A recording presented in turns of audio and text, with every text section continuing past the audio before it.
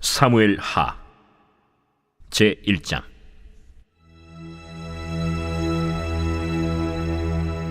사울이 죽은 후에 다윗이 아말렉 사람을 쳐 죽이고 돌아와 다윗이 시글락에서 이틀을 머물더니 사흘째 되는 날에 한 사람이 사울의 진영에서 나왔는데 그의 옷은 찢어졌고 머리에는 흙이 있더라. 그가 다윗에게 나와 땅에 엎드려 절하매 다윗이 그에게 묻되 너는 어디서 왔느냐? 이스라엘 진영에서 도망하여 왔나이다. 일이 어떻게 되었느냐? 너는 내게 말하라. 군사가 전쟁 중에 도망하기도 하였고 무리 가운데 엎드려져 죽은 자도 많았고 사울과 그의 아들 요나단도 죽었나이다. 사울과 그의 아들 요나단이 죽은 줄을 내가 어떻게 아느냐? 내가 우연히 길보아 산에 올라가 보니 사울이 자기 창에 기대고 병거와 기병은 그를 급히 따르는데 사울이 뒤로 돌아 나를 보고 부르시기로 내가 대답하되 내가 여기 있나이다 한즉 내게 이르되 너는 누구냐 하시기로 내가 그에게 대답하되 나는 아말렉 사람이니이다 한즉 또 내게 이르시되 내 목숨이 아직 내게 완전히 있으므로 내가 고통 중에 있나니 청하건대 너는 내 곁에 서서 나를 죽이라 하시기로 그가 엎드려진 후에는 살 수 없는 줄을 내가 알고 그의 곁에 서서 죽이고 그의 머리에 있는 왕관과 팔에 있는 고리를 벗겨서 내 주께로 가져왔나이다. 이에 다윗이 자기 옷을 잡아 찢음에 함께 있는 모든 사람도 그리하고 사울과 그의 아들 요나단과 여호와의 백성과 이스라엘 족속이 칼의 죽음으로 말미암아 저녁 때까지 슬퍼하여 울며 금식하니라. 다윗이 그 소식을 전한 청년에게 묻되 너는 어디 사람이냐? 나는 아말렉 사람 곧 외국인의 아들이니이다. 내가 어찌하여 손을 들어 여호와의 기름 부음 받은 자 죽이기를 두려워하지 아니하였느냐? 다윗이 청년 중 한 사람을 불러 이르되 가까이 가서 그를 죽이라. 그가 치매 곧 죽으니라. 내 피가 내 머리로 돌아갈지어다. 내 입이 내게 대하여 증언하기를 내가 여호와의 기름 부음 받은 자를 죽였노라 함이니라. 다윗이 이 슬픈 노래로 사울과 그의 아들 요나단을 조상하고 명령하여 그것을 유다 족속에게 가르치라 하였으니 곧 활 노래라. 야살의 책에 기록되었으되 이스라엘아, 내 영광이 산 위에서 죽임을 당하였도다. 오호라, 두 용사가 엎드려졌도다. 이 일을 가데에도 알리지 말며 아스글론 거리에도 전파하지 말지어다.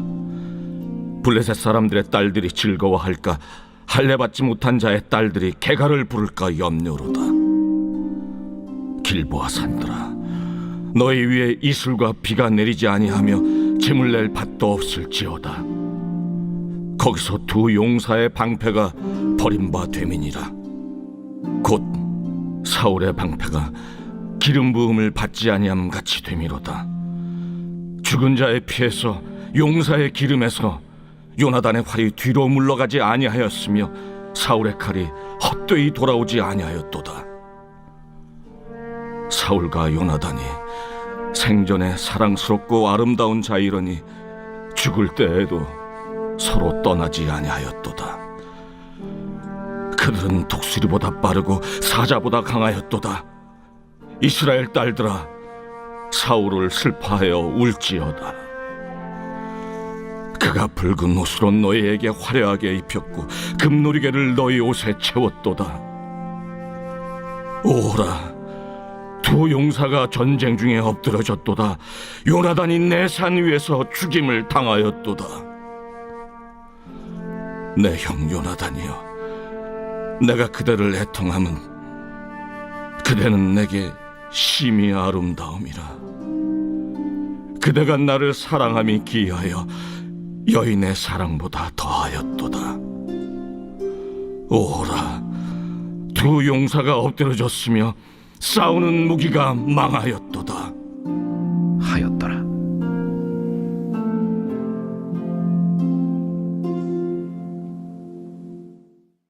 오늘 새벽에도 주님의 보좌 앞으로 나오신 성도님들에게 하나님의 은혜와 평강이 함께 하시기를 축원드립니다. 오늘부터 사무엘하 함께 살펴보도록 하겠습니다. 사무엘상과 하는 원래 한 두루마리입니다. 이스라엘의 성경책은 두루마리로 만들어져 있습니다. 양피지나 파피루스로 지금 우리가 가지고 있는 책의 형태가 아니고 두루마리로 돼 있어서 양쪽에 큰 나무에다가 이걸 이렇게 말아놓죠. 그래서 한쪽을 피면서 한쪽을 말면서 조금씩 읽어나가는 형식을 가지고 있습니다. 이스라엘 회당에 가면은 이제 앞쪽에 이제 서랍장 같은 게 있습니다. 그러면 그 안에 두루마리 성경이 이렇게 꽂혀 있어요. 지금은 뭐 회당들마다 이렇게 이제 우리가 가지고 있는 종이책이 있지만, 그래도 이제 어떤 상징적인 의미로 회당들이 이 두루마리를 앞에다가 다 이 장식장에 넣어 놓습니다. 고대 사회에는 이 성경책 전체를 다 갖고 있는 그런 회당도 있었지만, 재산의 형태에 따라서 모세오경만 갖고 있기도 하고, 시편만 갖고 있기도 하고, 이렇게 구분해서 갖고 있기도 합니다. 또 이것을 회당마다 이렇게 서로 교환하면서 함께 읽곤 하죠. 그래서 어떤 학자들은 이 두루마리 하나에 2억 정도 된다, 이렇게 이야기하기도 합니다. 상당히 이 가격이 많이 나가죠. 그래서 고대 랍비들이나 율법학자들은 통째로 이것을 다 외우는 학자들도 있었습니다. 그래서 모세오경을 할 때는 어떤 랍비 불러서 달달달 외우는 것을 읽게 하고, 또 어떤 사람은 여호수아를 읽게 하고 시편을 읽게 하고 이렇게 했다고 합니다. 이 사무엘 상과 하는 한 두루마리로 되어 있는데요. 이것이 상과 하로 이렇게 나눠지게 된 것이 이제 히브리 성경을 이제 헬라어 성경으로 바꾼 작업을 한 것이 이제 70인역이라고 하는데요. 이 헬라어 성경보다 히브리어 성경보다 헬라어 성경은 이것이 더 문장이 길어집니다. 히브리어 성경은 조사나 동사나 이런 것이 아주 함축적으로 되어 있거든요. 근데 이것을 풀어서 쓰면 이것이 두세 배로 늘어나게 됩니다. 그래서 이 한 두루마리에 사무엘 상과 하를 다 담을 수가 없어서 이 70인역에서 상과 하를 나누게 된 것이죠. 그래서 이제 상과 하로 구분되어 있긴 하지만 우리 성도님들이 쭉 읽으면서도 아시듯이 원래 이제 한 이야기구나라는 것을 알 수 있습니다. 사무엘서는 이제 다윗에 대한 이야기입니다. 다윗의 시작부터 그 마지막까지를 알려주고 있죠. 다윗은 암흑과 같은 이스라엘 상황 속에서 한 줄기 빛처럼 등장하였습니다. 그들의 현실을 알고 있었던 이스라엘 백성들도 사무엘 선지자에게 왕을 요구하죠. 하나님께서는 왕이 없는 이스라엘을 계획하셨지만 그들에게 신앙적 모범자로 왕을 세워주기로 하십니다. 첫 번째 왕으로 지목된 것은 사울이었는데, 그는 안타깝게도 율법적인 행위와 종교적인 모습을 하나님을 조종하고 이용하려고 하였습니다. 결국 그는 불순종하여 하나님께 버림받게 되었고 차기 왕으로 다윗이 지목받게 되었습니다. 이 다윗은 골리앗을 이기며 주목받게 되었고 그는 승승장구하며 이스라엘 백성들에게 지지를 얻게 됩니다.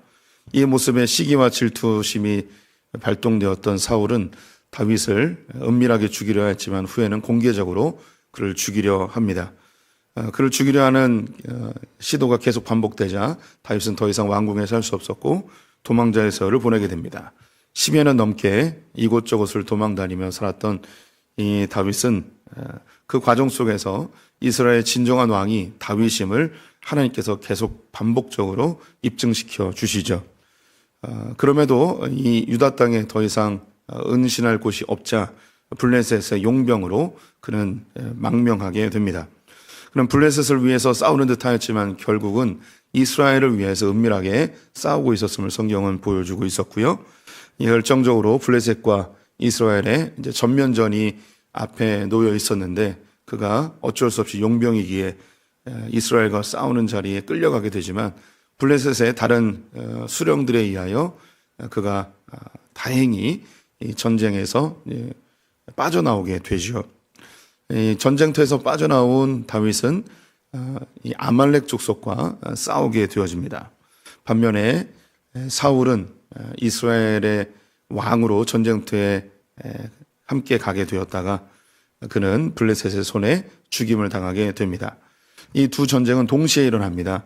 성경은 이제 한 지면에 이것을 다 언급할 수 없기 때문에 순서대로 기록하지만 이 전쟁은 동시에 일어납니다. 다윗은 아말렉과 싸우고 사울은 블레셋과 싸웁니다. 아말렉과 싸운 다윗은 승리하게 되고 블레셋과 전쟁한 사울은 죽임을 당하게 되죠. 그의 세 아들도 전쟁터에서 함께 죽게 되고 활에 맞아 중상을 입은 사울은 이방인들에게 자기가 죽을 수 없다 하여 스스로 생을 마감하게 됩니다. 그의 시체를 발견한 블레셋 사람들은 머리를 베고 갑옷은 블레셋의 전쟁의 승리의 소식을 알리기 위해 전리품으로 보내버리고 그의 시체는 벳산 성벽에 못을 박아 걸어놓는 수치를 얻게 되지요. 이렇게 이제 전쟁이 끝나고 이제 3일이 지났습니다. 3일째 되는 날 이 시글락에 머물고 있었던 다윗에게 온몸이 아주 피곤하고 머리에는 흙이 묻고 옷은 찢어져 있는 한 청년을 발견하게 됩니다. 그는 다윗을 만나고자 하였고 다윗에게 전할 소식이 있다 이야기하며 다윗을 아련하게 되죠. 그래서 어디서 도망왔냐 하였더니 이스라엘 전쟁터에서 도망왔다고 이야기를 합니다. 그리고 너는 그 상황 전쟁이 어떻게 되는지 나에게 보고해라 하였더니 사울과 그의 세 아들이 죽었다는 이야기를 하게 되죠. 그래서 그것을 너는 죽은 줄 어떻게 알게 되었냐라고 하였더니 이 길보아 산에 올라갔는데 사울이 아직 살아 있었고 그가 이 죽음을 원한다 하여서 자기가 죽였다고 이야기합니다. 그리고 그에 가지고 있었던 왕관과 팔찌를 가지고 여기까지 오게 되었다고 이야기를 하죠. 이 다윗은 사울과 그의 세 아들 특별히 요나단의 죽음을 보고 크게 슬퍼하면서 저녁 때까지 금식하며 애통해하게 되었습니다. 이제 슬픔을 좀 진정시키고 생각해 보니까 그놈이 영 수상한 거죠. 그래서 데리고 오라고 합니다. 넌 어디 사람이냐? 저는 아말렉 사람입니다. 외국인이라는 것이죠. 이야기하면서 네가 큰 죄를 졌다. 하나님이 기름 부어 세운 왕을 네 손으로 죽였다 하면서 그를 죽이라고 합니다.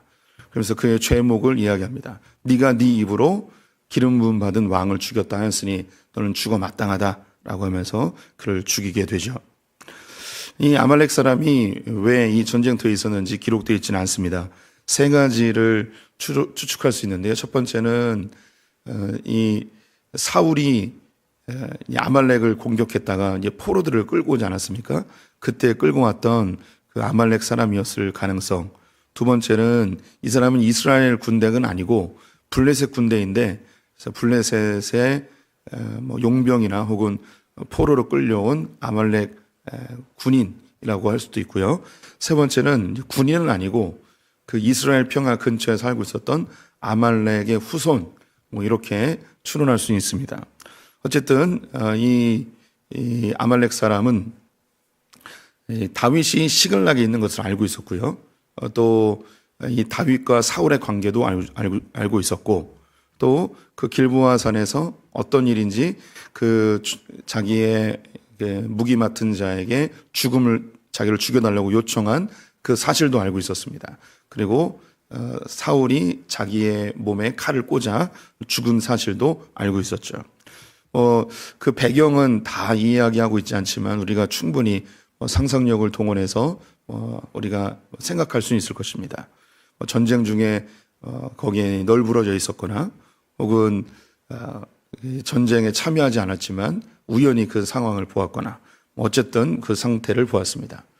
그런데 이것에 대해서 이 사울이 가지고 있었던 이 왕관과 팔찌를 가지고 이걸 어떻게 이용하면 자기에게 가장 유익할까를 계산을 하게 되죠. 이것의 정적인 다윗에게 가면 자기가 사울을 죽였다는 이야기로 큰 상을 받겠구나라고 생각하고 다윗에게로 달려왔습니다. 그가 머리에 흙이 있고 옷이 찢어져 있다고 해야 하는데요. 이것은 누가 봐도 전쟁에 참여했던 사람으로 보여질 것입니다. 그런데 오늘 이 본문에 이 아말렉 젊은이가 전쟁에 진짜 참여했는지는 알 수 없어요. 그래서 이것도 속임수일 수 있습니다. 다윗이 나를 보고 전쟁터에서 급히 왔다는 걸 알려주기 위해선 머리에 흙을 묻히고 옷을 좀 찢어야겠구나라고 생각한 걸 수도 있겠죠. 그가 했던 거짓말을 통해서 알 수 있는 것, 아마 이건 역시 거짓말이었을 것이다라고 생각해 볼 수 있습니다. 10여 년의 도망자의 세월, 수많은 전쟁터에서의 경험, 그리고 자기의 목숨을 구하기 위하여서 눈치 빨랐던 이 다윗은 이 아말렉 사람이 진심인지 거짓인지 금방 알 수 있었을 것 같습니다.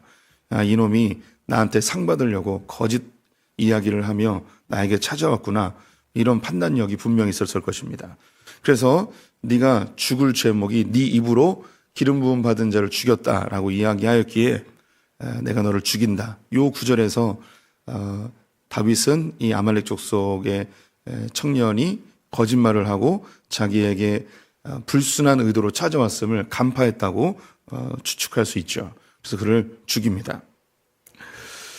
이 사울의 죽음, 요나단의 죽음에 큰 애통함과 슬픔에 쌓여 있었던 다윗은 그들을 위해서 이제 조가를 만들어서 부르게 됩니다.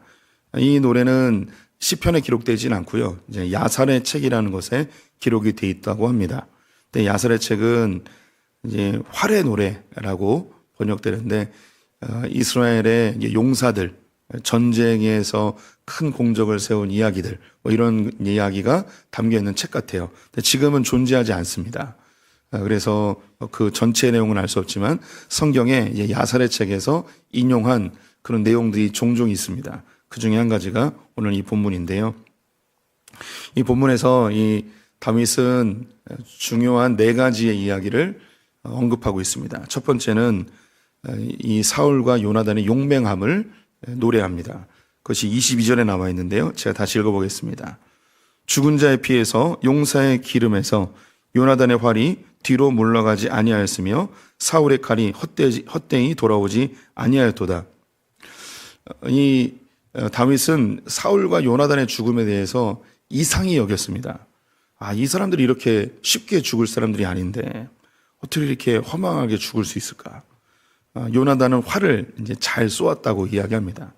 요나단이 활을 쏘면 뒤로 넘어가는 일이 없다는 거죠.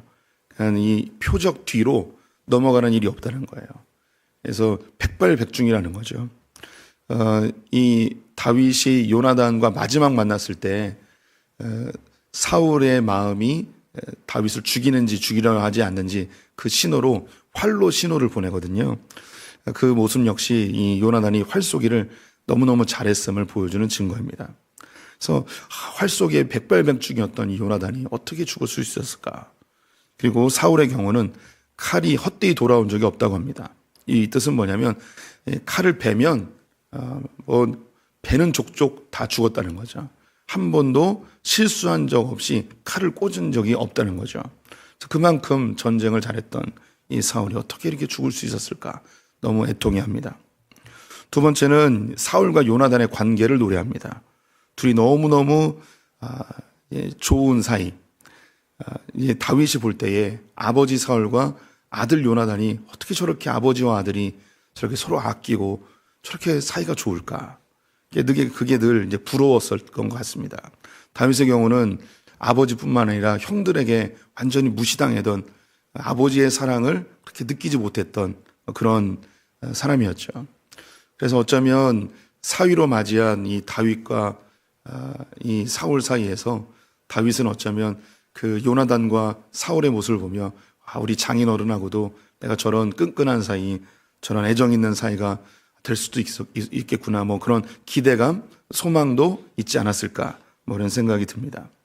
많은 경우 애정 결핍을 경험한 사람들은 자기가 존경할 만한 사람, 자기가 사랑하는 사람과 깊은 관계로 발전되기를 소망하고 그 사람을 위해서 충성하고 자기의 모든 간슬기를 다 빼낼 정도로 그렇게 헌신할 각오가 되어 있는 경우가 많죠. 다윗이 아버지의 사랑을 못 받아서 이 장인되고 자기의 주군된 이 사울에게 그런 각오가 아마 돼 있었을 것 같아요. 그리고 사울과 요나단의 모습을 보면서 너무 부러웠겠죠. 23절에 보면 사울과 요나단이 생전에 사랑스럽고 아름다운 자이러니 죽을 때에도 서로 떠나지 아니하였도다. 그들은 독수리보다 빠르고 사자보다 강하였도다. 둘의 사이가 너무 사랑스러웠는데 죽을 때도 한날에 같이 죽었구나. 그들의 욕망함을 독수리와 사자에 비유하면서 너무너무 안타까워하는 이 다윗의 마음이 담겨 있습니다. 세 번째로 사울의 업적을 이야기합니다. 사울이 왕으로 있을 때에 어떤 일을 하였는지 한 문장으로 아주 집약적으로 이야기를 하는데요. 24절에 있습니다. 이스라엘의 딸들아, 이스라엘의 딸이라고 하는 건 이스라엘 여인들을 이야기하는 게 아니고요. 성경에서 이스라엘은 여자로 묘사하고 하나님을 남자로 묘사합니다. 이것은 신약 성경에도 그대로 등장하는 게 교회를 여자로, 하나님 예수님을 남자로 이야기를 하죠. 그래서 우리 한글 성경에는 표현되지 않지만 영어로 표현하면 이스라엘을 대명사로 쓸 때 she라는 단어를 쓰고 하나님은 he라는 단어를 씁니다. 교회를 이야기할 때도 교회를 she라고 표현하고 하나님과 예수님을 he라고 표현을 합니다. 그래서 이스라엘의 딸들아, 이것은 여자들에게 이야기한 게 아니고 이스라엘 전체에게 이야기하는 것입니다. 다시 읽으면요. 이스라엘의 딸들아, 사울을 슬퍼하여 울지어다. 그가 붉은 옷으로 너희에게 화려하게 입혔고 금 놀이개를 너희 옷에 채웠도다. 사울이 그가 재위한 20여 년 동안 한 것이 뭔가? 그는 이스라엘에게 붉은 옷을 입혔고 금 놀이개를 그 옷에 달아주었다고 이야기합니다. 붉은색은 고대 사회에서 왕족들의 색깔입니다. 당시에는 염색 기술이 발전하지 않았고 염색약을 다 자연에서 취득을 해야 됐죠. 그래서 염색하는 게 쉽지 않았습니다. 그냥 하얀 배옷, 누리끼리한 배옷만 주로 입었죠. 특히 이 붉은색은 조개류에서, 어패류에서 이것을 채취합니다. 그래서 상당히 어렵고 많은 노동력이 필요한 것이 붉은색인데요. 그래서 붉은 옷을 입혔다라는 것은 이스라엘을 너무너무 먹고 살기 좋은 나라로 만들었다는 겁니다. 금 놀이개를 달아주었다고 하는 것인데요. 이 놀이개는 의복은 아니죠. 장식품이에요. 이것은 기쁨을 주고 자랑스럽게 해주는 그런 이 부착물일 뿐이죠. 그래서 이스라엘에게 부유하게 해줬을 뿐만 아니라 더 풍요하게, 더 즐겁게, 더 그들의 삶의 여유까지, 또 그들에게 놀이까지 책임져주는, 우리로 이야기하면 그냥 먹고 사는 것뿐만 아니라 문화생활을 즐길 수 있을 정도로 나라를 부유하게 만들어줬다는 그런 의미입니다. 이 한 구절로 사울이 그의 재위 기간 동안 이스라엘을 얼마나 풍요롭게 안전하게 지켜뒀는지를 알 수 있습니다. 다윗도 사울의 그 업적을 이렇게 높이 평가하고 있습니다. 네 번째로 요나단에 대한 관계성입니다. 너무너무 사랑하는 요나단을 이야기하는데요. 26절에 보면 내 형 요나단이여, 내가 그대를 애통함은 그대가 내게 심히 아름다움이라. 그대가 나를 사랑함이 기이하여 여인의 사랑보다 더하였도다. 형 요나단에 대해서 너무너무 애통해 합니다. 당신의 나를 향한 그 마음이 너무너무 기이했습니다. 당신이 나를 아껴주는 것이 너무 고마웠습니다. 그는 왕궁에서 모든 사람에게 질시의 눈으로 보고, 어떻게 보면 이제 듣보잡이죠. 목동 출신이 골리앗 하나 죽였다고 해서 장수가 되었고, 모든 사람이 다윗에게 이제 집중하고, 그 주변에 많은 경쟁자들, 특별히 가장 경쟁자여야 하는 요나단, 왕세자죠. 차기 왕으로 지목되어져야 될 그 요나단이 이상하게도 자기의 왕자의 자리를 다 내어주고, 자기의 갑옷도 벗어주고, 그리고 심지어 그의 입술 가운데 사울이 이 땅의 왕이지만 진짜 왕은 너다 이야기하며 고백하는 이 요나단의 이 모습을 보면서 도저히 이해가 안 가는 거예요. 어떻게 사람이 저럴 수 있을까? 어떻게 저렇게 시기심도 없이, 저렇게 질투심도 없이 나에게 모든 것을 다 내어줄 수 있을까? 이야기하는 그 모습.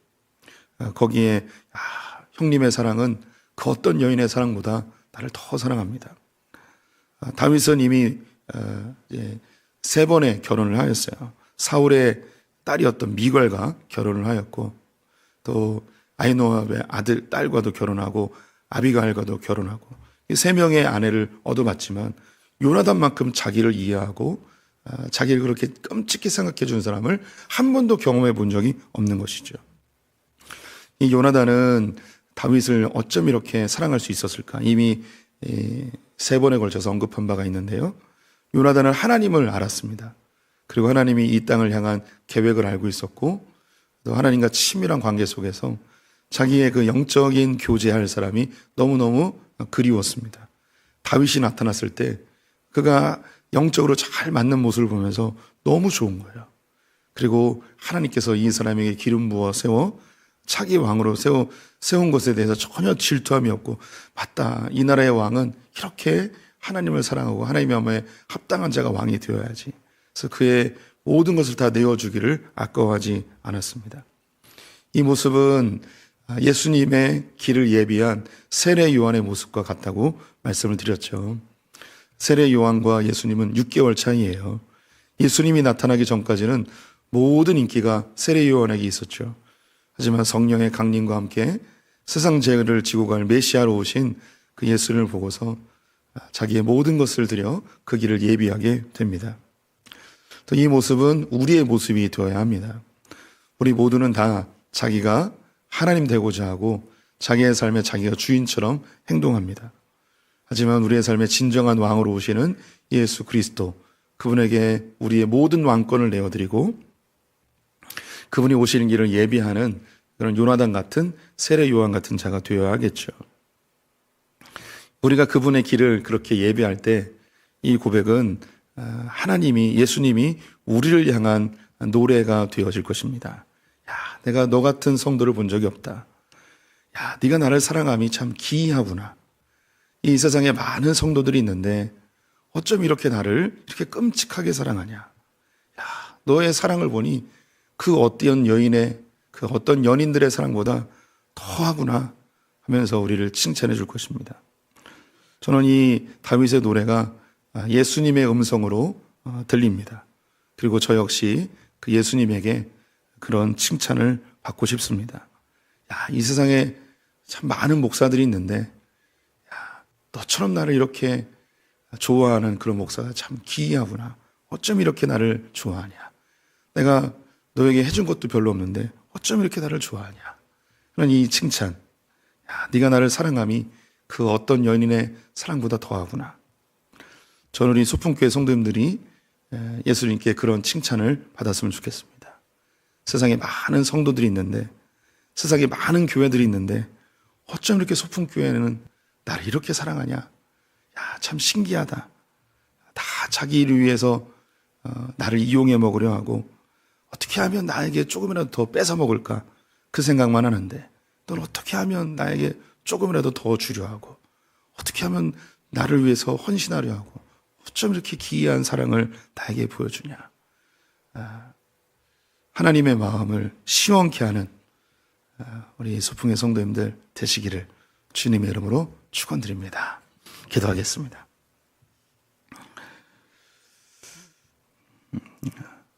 다윗의 왕이 되는 길을 예비한 요나단의 그 사랑에 다시 감격해하며 기이 여기며 그 사랑을 찬송하는 시가 우리에게 예수님의 음성으로 들립니다. 세상에 많은 성도들, 많은 목사들이, 많은 교회들이 있지만 주를 향한 그 사랑이 그 누구에게도 뒤처지지 않은, 주님 보시기에도 기이해 보이는 그런 순전한 사랑을 우리에게 허락하여 주시옵소서.